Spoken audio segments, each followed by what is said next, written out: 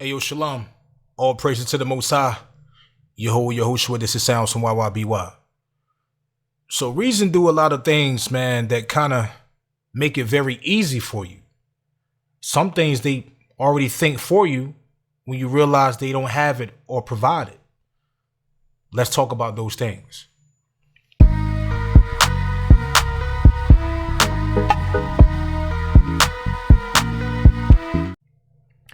All right, so I want to go through these real quick, just to, y'all would know about these, but sometimes we don't realize like how quick they really are compared to some other DAWs.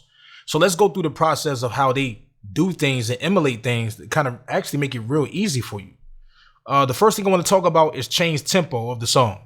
So what I mean by that is that if you drop a whole bunch of files in here, like if you got the tempo of that music already and you drop a whole bunch of files in here, when you change the tempo, the music will automatically change with the tempo easy. So a lot of DAWs, you have to time stretch them. You have to go to each audio file and implement the tempo inside of the audio file in order to change these things. Even when you're recording vocals on the track, if you just change the tempo, it will automatically do it because of a certain feature that it has in it that I'm gonna talk about later would make this, the DAW work pretty fast. So you don't got to do no extra stuff. If somebody send you some stems and they already got the tempo of the music, once you set the tempo and drop the music in, you could change the tempo. It would change it just like that. No problems. You won't have no problems, no issues or nothing. If you do it drastically, it's going to sound weird probably, but it sound pretty good. But, you don't got to go in each wave file and change the information like most DAWs. All right, so let's keep going. Most DAWs give you an option of 32 and 64 bit. Reason automatically built is already in there. That's why you don't have, I got another video, I'll talk about this. You don't have to have the option to set it to 32 or 64 bit float, precision. It's already embedded it into the mixer. So you're already getting that. So you have debates about what's better, 32 or 64, and 64. If they break it down about when you peak and everything, and you won't destroy the peaks and all that. But anyway, Reason don't give you that option because they want you to focus on the music. So they just already put it in there. It's already made to do that. That's it. You don't have to change no options for it. So it's already there, because they know that's what you need. And that's the highest quality. Let's keep going. When you go to file, when you go to export loop, and you got the option of MP3, and you notice on MP3 it don't give you no options to export it out. It just say MP3. That's it. You like, what the hell? Like, what's going on, man? Well, the reason why, because MP3 actually compresses the quality, not like how Wave do. Wave keep the full quality. Or when you're dealing with FLAC or stuff or AIF or something like that. But when you're doing MP3, it exported out as 320, the highest quality. Why not? You need that. Why go less? Why go any beyond that? Because if you export an MP3 out to send it to somebody through email for lesser memory or whatever it is, even though I give them a Wave and an MP3, but why not set it to the highest quality? Because if I'm using it in the other DAW, I set it to that anyway, and I gotta set it to that every time. No, why not? That's the whole point. Just export it out the highest quality. There's no reason to export it lower quality when you export out MP3s. Now, when you're doing Wave, it give you the option. I'm gonna talk about that in a minute too. When you drop in VST, what I like about this, when you drop in VST instruments in like this, it automatically goes to the presets of that DAW. Of that VST. I love that. It just goes straight to it. Just that simple. It's already there. As soon as you drop the VST, if I go to another VST and say I drop the dope Arupa in, boom, go to the presets just like that. I could just double click the preset to change it. And I could just go down on the preset to change it. And as I'm playing it, I could just,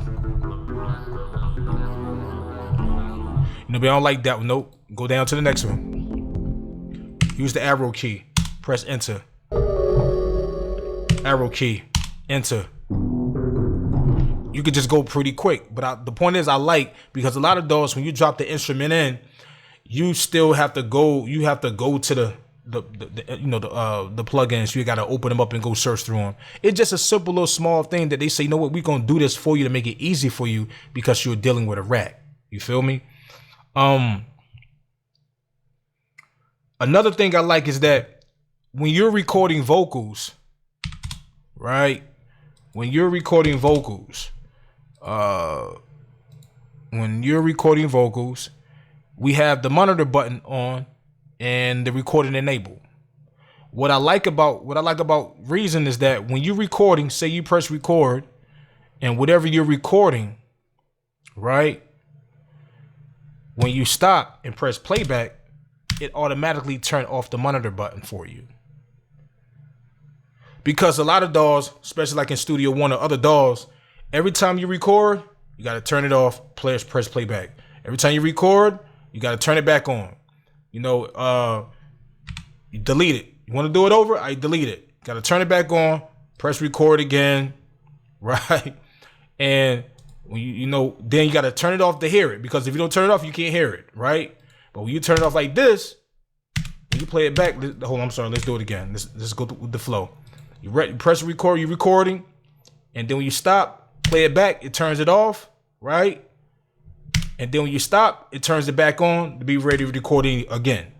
But the key thing about it is that you don't want to boost the music up real loud when it turns it off, because if you stop that music and you got the volume up real loud, then you're gonna hear it's gonna give feedback to the speakers, unless you're inside of a booth or something like that. So just that feature right there itself, I love that. Even though you do have manual recording, like that, but that's a dope feature, man. So it's just straight to the point like that. What else? Export dither. Reason, listen, man. If you export it out as a wave,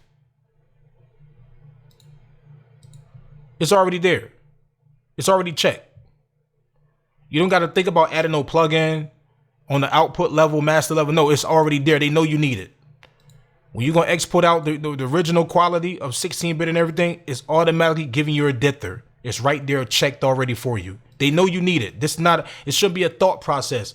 They want you to focus on the music. So a lot of the technical things, they say, listen, we just going to embed that into the music, right? Even though you still got to go find out if they do it. But that's great, man. Let's keep going. When you export bounce. So one thing about Reason is this, man. You don't really do multi things. It's not too many multi, of anything. So I'm gonna show you what I'm talking about. So for example, see, I got all these turned on. I tweak this, I tweak that, boom, boom, boom. I got this turned on. I'm mixing and mastering. I'm adding plugins. I'm doing all this type of stuff, right?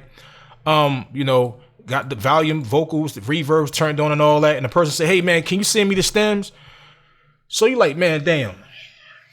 You got to go here. Because since Reason not really good with multitasking, they only good with if I select all these tracks, I can do the solo and the mute. But turning the volume, turning the knobs right here, turning these on and off, turning the knobs of these and going to the gain, it's no multitasking where all these turn. I hope they add that feature. I hope y'all listen to that. That'd be wonderful. Oh my goodness, workflow features. But the great thing about this, right? So artists say, hey, can you send me those stems? Or you want to export the track outs for whatever reason. Now you don't have to sit here and go one by one. Turn. Like that. Or even if you don't do that, you don't have to sit here and just go mute. You can actually just mute these. You just mute all these. But you don't got to do all that, right? I'm going to tell you something. You don't got to do all that, because if you got plugins right there, you got to mute all the sends. You got to sit here and go to the comps, and you got to turn all these comps off, right? You got to turn all the comps off.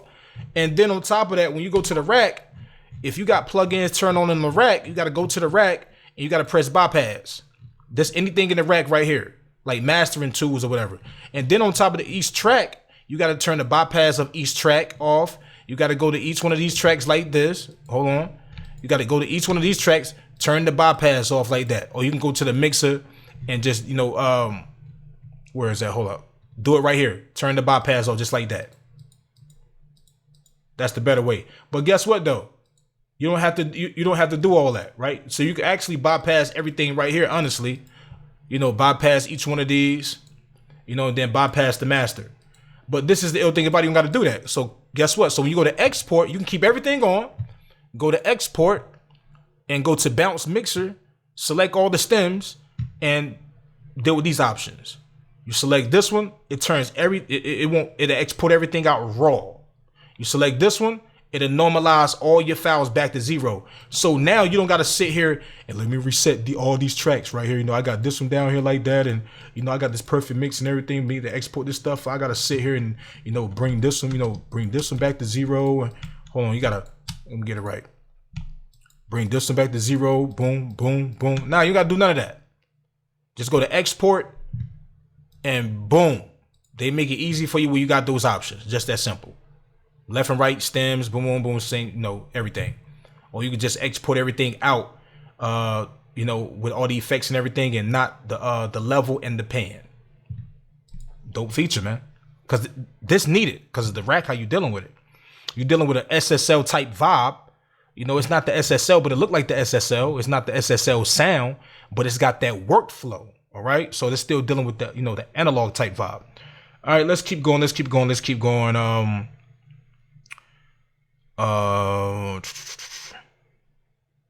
Oh yeah, so you're dealing with VSTs, right? You're dealing with the rack. You turn the rack around, you're dealing with wires. Some people, wires is dope. You can do amazing things with this. This is how the music work. This is how it function. But sometimes when you're doing a big ass project, man, people get like, oh my goodness, there's too much going on. There's too much this and that. If you really think about it, man, they got a couple options that actually make this easy, man. And one of the ill things about this for people who don't know music is that when you drop an instrument in, it naturally automatically rewire everything of the basic. When you drop it in, it rewires it, for the basic. The basic rewire, no matter what you drop in. If I go right here and I want to go put effect on this track right here and I go drop it in right here, it's going to do an automatic rewire where it's supposed to be already. Without you even doing anything. It's already meeting you there. It say, I'm going to do, boom. So everything that you have to do, if you want to be creative, then you got to start playing with that, right? And I'm going to talk about that right now while I'm talking about this. So now when you're dealing with the automatic rewire, the other thing I was going to talk about is that if you don't understand how to rig things up, it at least lets you know when you grab the wire, what you can connect it to or what you can't connect it to. Look at that. It like nah, you can't connect it right here, bro. That don't work. That's not how it works. You go right here, you be like, oh, I can connect it right here. That makes sense. You can't connect it right here. It don't work right here. It's not the right size. Go back right here. Can you connect it right here? Yes, you can. What does it give? So you're like, okay, if I can connect it right here, what options does it give me? If you go right here and go to these, you can't connect it. But if you go up here, can you connect to that? No. Can you go up here? You keep going. You're like, okay, I see why I got to go up with this, and see this. We're going a long way up the thing like this just to go to connect something. And people don't like that. And I'm going to talk about that too. So you can connect it right here to 8. Can you connect it right here? Nope. Can you connect it right here? Nope. Because it don't serve no purpose. Right here makes sense. So what this is doing, this is teaching you how to rig things up in the real analog studios, because this is how it really works. So they're already helping you, making it easy for you just to rig things up without having no problems. And then on top of that, they got options inside where you can say, you know what, if I, for example, see all these wires, if I move this wire, it fades those so I can see where that wire is going, right? Or it's an option where you can just move all these wires completely out the way and you just see red dots. So it's simple, man. Make it easy for you, man. So let's keep going. When you're dealing with audio, when you drop audio in, it automatically slice and detects that information. So when I was talking about how it changes, the tempo, when I was talking about how it changed the tempo of, when you could change the tempo of the music, is because when you drop this audio file, then already reading this information. So if you double click right here, hold it, it already sliced edit the information. See, look, see that icon right there? It already did a slice edit, which is called bend to. So you double click it, it already have the bend to is already prepared right there for that music, that sample. And already did a pitch correction for this, not pitch correction, but already read the pitch of this sample. It's already in there. You know, it's just all about, do you want to change the pitch of that music? It's already there. So when you decide to want to sit here and grab this sample and, you know, move these, you know, to put it on beat more, it's already doing that automatically. It's not like you got to go to a sample, drag and drop it in, go to some option, play with some options, then do it. It's already, it's like, I'm going to meet you halfway to get this done. I already know what you want to do. I already know what you need. So let me just do it for you, dog. The dog said, let me just do this for you to make it easy for you inside reason, since you already crying and got to deal with the rat, right? You know what I'm saying? So that's what it's really telling you, man. We're going to meet you halfway. So this is why you can change the tempo of that music fast, man. And you can just go and tweak everything, or you can cut them and then do sampling and all that type of crazy stuff. Let's keep going. Let's keep going. So that was auto slice edit up. And pitch and everything. Search in all folders. When you search, you can search in all folders. So for example, like, you already got the folders of reason. I got my own folders: beat, sessions, mastering, sound, music, blah blah blah, all my own personal folders. I don't gotta sit and click on this one to search through that one, and then search through that one, then search through that one, then search through that one, and then search through that one. No, I can just select right here and say search all folders, and it'll search everything that's right here. Just like that. Everything. I don't, whatever it is, whatever name I type, it'll search in it. It's going to pull it up real quick, and it's fast and precise. Fast and precise. MIDI files, whatever it is going to search for it. Hold on. Give me a second. There you go. It's going to search for it, right? So now, when you're dealing with the rack, right? Just like y'all say, the rack can get very... Hold on. Let me do something right quick. Hold on. Give me 1 second.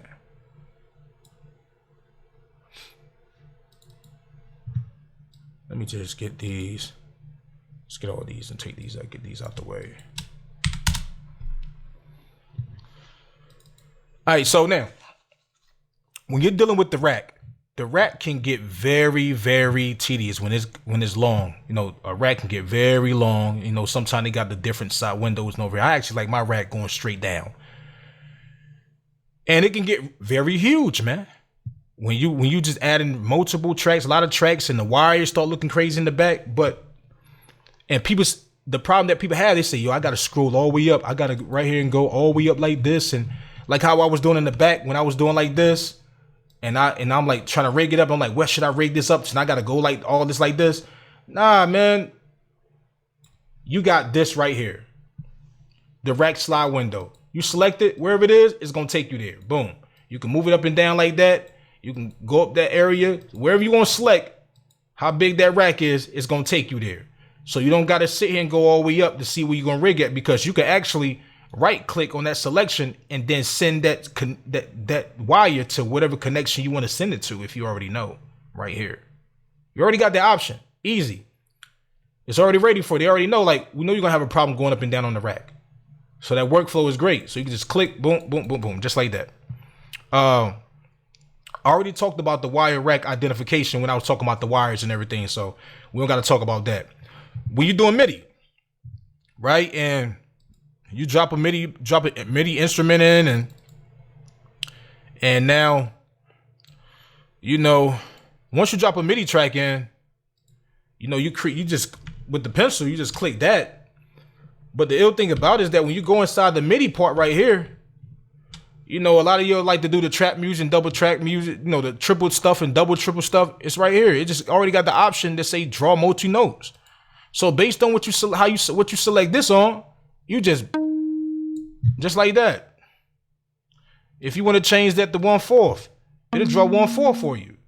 You want to change it to 1/64, 1/64 for you, just like that. Then all you have to do with the pencil, just freak it how you want it. Like, so for example, let me go get something. What I want to use right quick. Let me delete that. Let me go get a let me just grab a clap. Just a clap. All right, so what I'm gonna do, all right, I'm gonna close that. Let's say I got that clap. So let's play that back. Right? That's crazy, right? So now what I can do is freak it. Easy, drastically. Like, watch this. Just like that. It's already moving wonderful. Got a crazy, unique sound to it. Now let's delete those, and let's go, lesser. Let's go to 1/8 and do the 1/8 right quick and draw the pencil. Let's go to the pencil. Like that. Okay. So now what we're gonna do.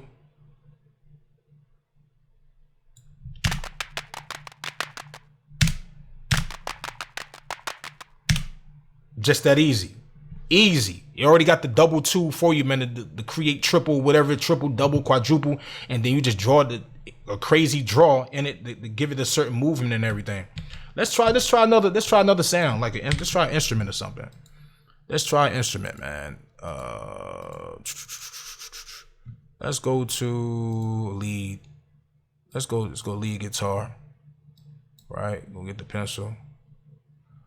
Let's go to 1/16. No, matter of fact, we're gonna go more than that. We're gonna go to 132.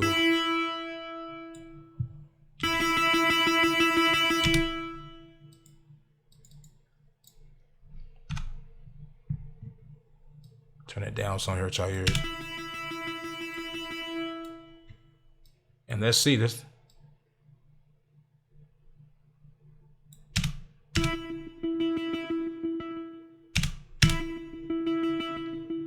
Easy, quick. That's it. And then the last thing I want to talk about is that every DAW has automation. Some DAWs is easier than others.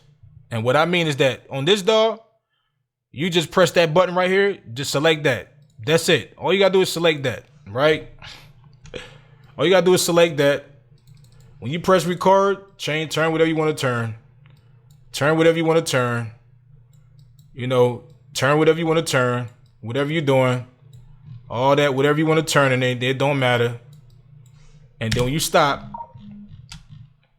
it got every automation you just did right there. Every automation, just that quick. And then when you just play it back, it already got those green. Let you know what's been highlighted, what's been automated on that tool, on that device.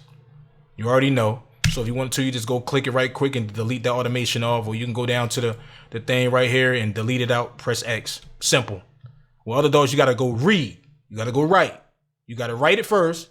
Then you got to press read to read it. Then you got to do the touch or whatever, how you do it. And because without pressing the touch, without pressing the read, it would not play it back. All this, too much. And then this is very important because when you're dealing with, since it don't have, what they call it? Since they don't have effect events where you can put effect on that specific event, and reason you have to put, it's off. It's not like what they call it. It's not destructive. So that means that if you want to put a delay on this certain, okay, let me show y'all. I'm gonna show y'all in a better way.